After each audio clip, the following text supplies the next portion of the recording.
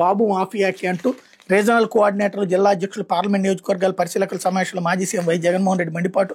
Mafia వ్యవహారంలో సరఫరా, విక్రయాలు, పెదబాబు, చిన్నబాబు అండదండలతో ప్రాంతాల వారీగా ఫ్రాంచైజీలు వసూలు, ప్రతి 4 బాటిళ్లలో ఒకటి నకిలీనే, అమాయకుల ప్రాణాలు హరిస్తూ కాసుల దందా, ప్రభుత్వ ఆధ్వర్యంలో మద్యం దుకాణాల తొలగింపు, ఊరూరా బెల్ట్ షాపులు, పోలీసుల రక్షణతో వేలంపాట్లు, తప్పనిసరి పరిస్థితుల్లో ర్యాండమ్గా ఎక్సైజ్ దాడులు, నాడు ప్రభుత్వ ఆధ్వర్యంలోని వైన్ షాపులు, పరిమిత వేళల్లో విక్రయాలు, లాభాపేక్ష లేకుండా అన్ని రకాల తనిఖీలతో నాణ్యమైన లెక్కర్ అన్నటువంటి వార్తని హైలైట్ చేశారు. అట్లాగే బాబు షూరిటీ పోయింది, మోసం గ్యారంటీగా మారింది అంటూ ఈ సర్కార్పై ప్రజలకు భ్రమలు పూర్తిగా తొలగిపోయాయి.